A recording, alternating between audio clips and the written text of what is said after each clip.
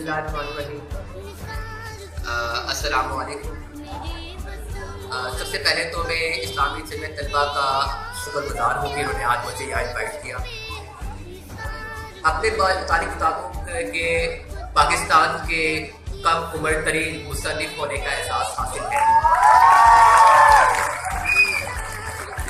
अब तक मेरी 5 किताबें आप पढ़ सकते हैं मुख्तलिफ लाइब्रेरी से, बुक शॉप से, और इसके अलावा मुख्तलिफ मोटिवेशन लेक्चर्स आप यूट्यूब सुन सकते हैं या फिर टीवी शोज़ पर। तो इन सब का मकसद पाकिस्तान की खिदमत करना है।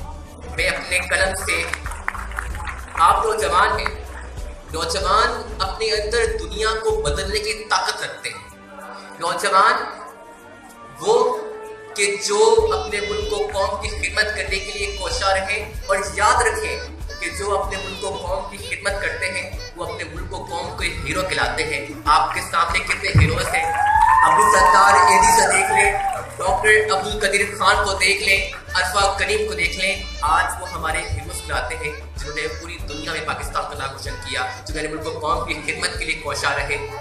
आज के इस प्रोग्राम में, क्योंकि मेरे पास वक्त बहुत कम है, मैं आप सबसे आज के इस प्रोग्राम में ज़रूर कहूँगा कि मेरे मुल्क का मुस्तकबिल आपके हाथों में है। मेरे मुल्क का मुस्तकबिल आप हैं। कल आप ही लोगों ने इस मुल्क की बागडोर संभाली है। कल आप ही लोगों में से कल प्रोफेसर, इंजीनियर, डॉक्टर और ऑफिसर बन के निकलेंगे। कल आप ही में से वज़ीर इत्तलात बनेंगे, वज़ीर खजाना बनेंगे, वज़ीर दफ़ा बनेंगे, वज़ीर आज़म बनेंगे।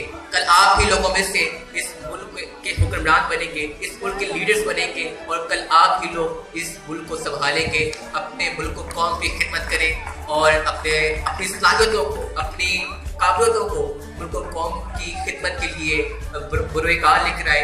यही मेरा पैगाम है। पाकिस्तान जिंदाबाद।